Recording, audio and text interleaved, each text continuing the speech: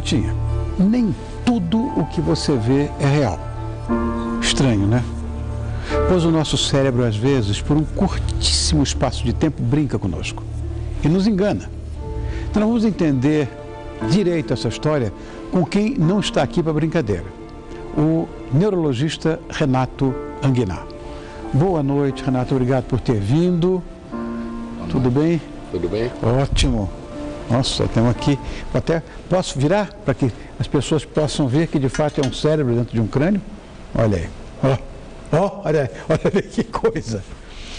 Obrigado por ter vindo mais uma vez, Renato. Prazer é meu. Doutor Renato, das 16 horas por dia que uma pessoa passa acordada, em tese, não é rigor isso, mas em média 4 são preenchidas por imagens artificiais. Foi o que eu li, quer dizer, eu sou um leigo nessa história, e esses 4 não foram captadas, na verdade, pelos olhos, mas criadas pelo cérebro. Não entendi, como assim? Na verdade, isso vem de experiências que nós vamos adquirindo no decorrer da vida, desde a infância, desde os primeiros estímulos que a gente pode ter, não só visuais, auditivos, táteis, enfim, nós vamos acumulando, fazendo um banco de dados de informação que poderá ser útil em determinados momentos para que nós possamos nos organizar no nosso cotidiano, enfim, planejando a nossa vida. Vou dar um exemplo muito simples. Por exemplo, se você estiver indo a um endereço que você desconhece, andando a pé numa calçada, você vai visualizar a esquina e o seu cérebro já vai estar planejando que você vai dobrar, vamos dizer assim, que você teria que virar à direita, e você imagina que vai ter uma continuidade da calçada, você já vai fazendo o seu planejamento, essas imagens vão dizer assim, passando. Pode ser que você, quando vire a esquina, tenha uma surpresa que lá seja uma rua de terra, por exemplo. Sim. Mas isso não foi visto por você antecipadamente. Você vai ter que aprender aquela imagem nova naquele lugar, naquele ponto. Isso serve para um monte de experiências que nós podemos ter, de antecipações, inclusive de localização visoespacial, que nós temos que nos orientar. Outro exemplo. Você está num lugar conhecido, por exemplo, sua casa. Então, você, no intervalo aqui do todo seu, levanta para ir pegar um objeto, por exemplo, um copo d'água na cozinha. Quando você se levantar, você já está planejando o caminho que você vai fazer automaticamente. Eventualmente, você já imagina onde está o bule de água na sua geladeira, o copo onde está. Você vai fazendo esse planejamento, vai pensando essas imagens, algumas vão passando. Que você lembra que você colocou, por exemplo, uma garrafa num refrigerante e tal, prateleira. Isso vai passando. Inclusive, eu estou dizendo isso para vocês não estão vendo isso, mas estão imaginando. Claro, estou imaginando. Então, isso já faz parte da porcentagem de imagens que você cria no seu cérebro o tempo todo, sem ser necessariamente real. Mas muito legal, muito legal.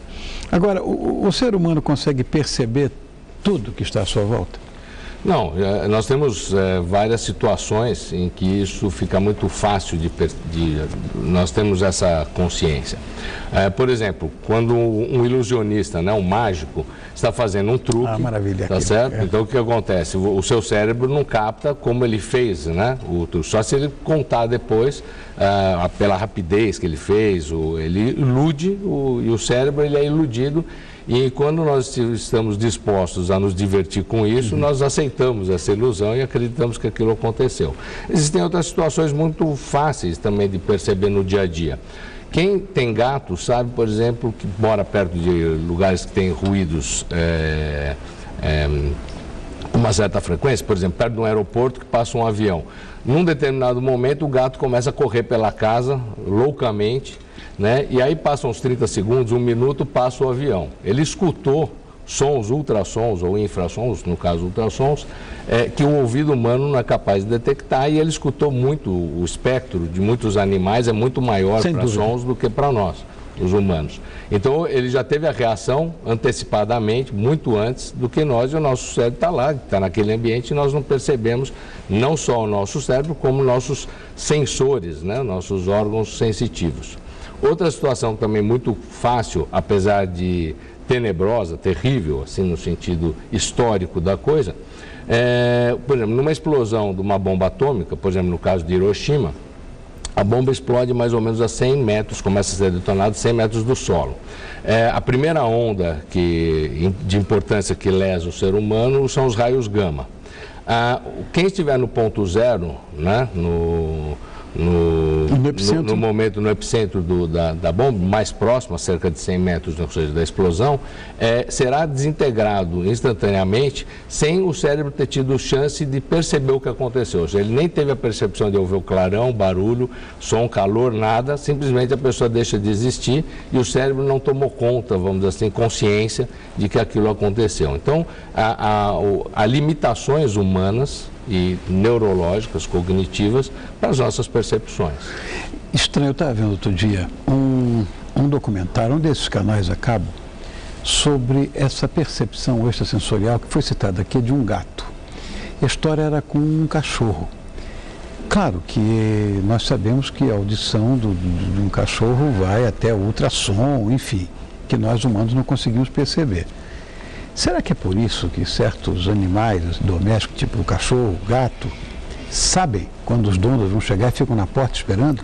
Muito provavelmente eles têm não só a percepção auditiva, mas eles têm outros níveis de percepção, como, por exemplo, o olfato. Então, eles reconhecem a uma distância maior, têm uma sensibilidade para o olfato, que são, vamos dizer assim, o ser humano foi perdendo na evolução, né, essas características por uma questão de adaptação e de desuso. Para a sobrevivência, o ser humano não precisava ter um olfato tão apurado quanto muitos animais precisam.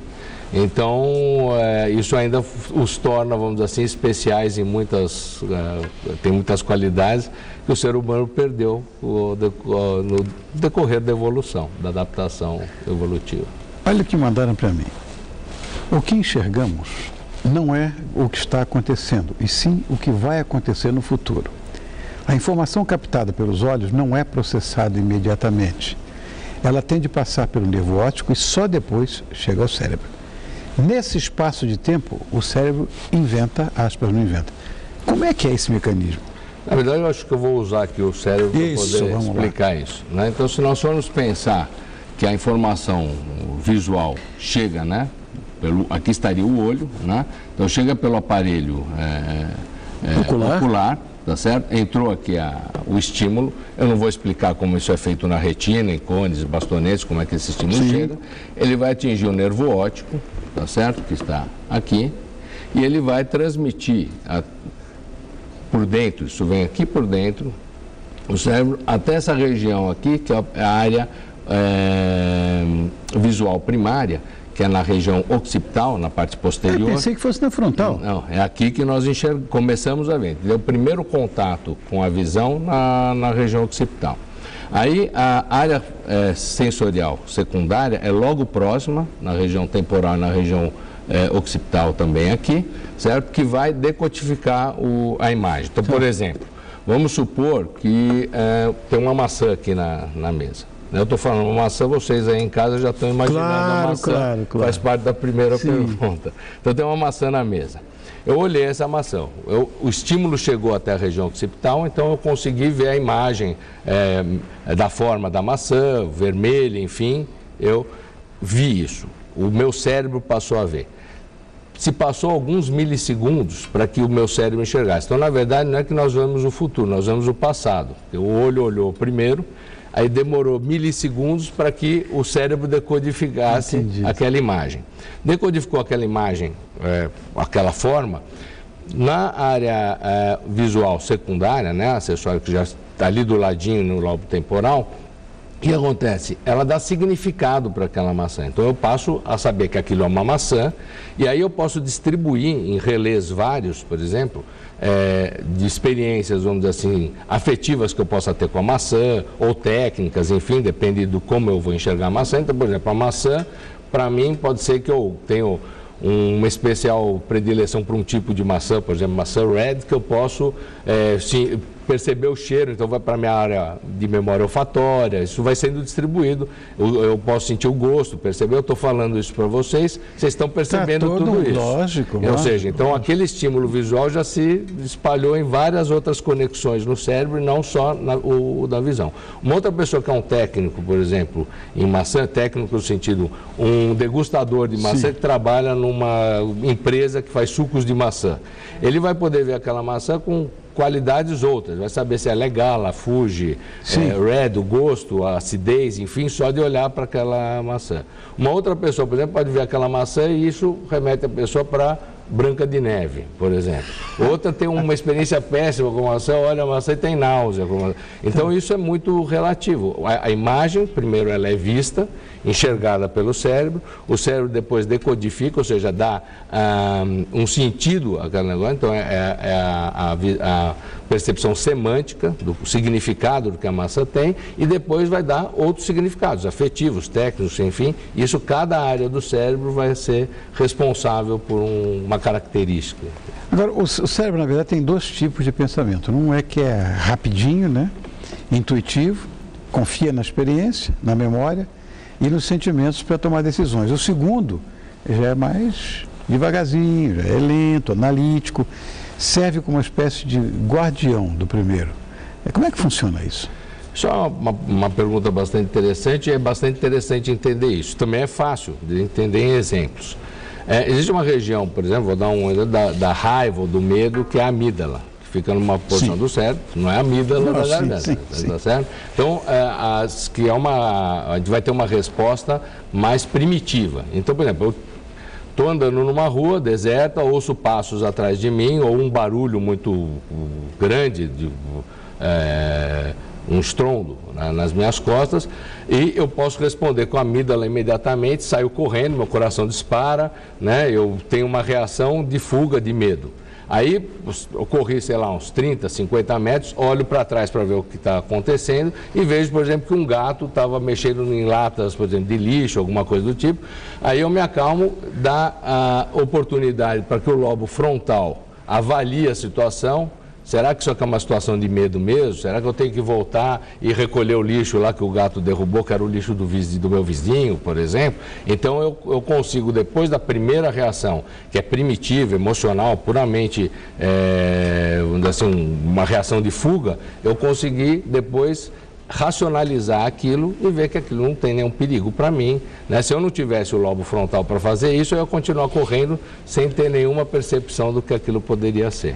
E é verdade que essas manipulações criadas pelo cérebro podem afetar até o nosso poder de decisão, por exemplo, nossa capacidade de decisão? Porque quando nós decidimos algo, na verdade, o cérebro já decidiu 10 segundos antes, pelo que eu pude entender. Explica isso.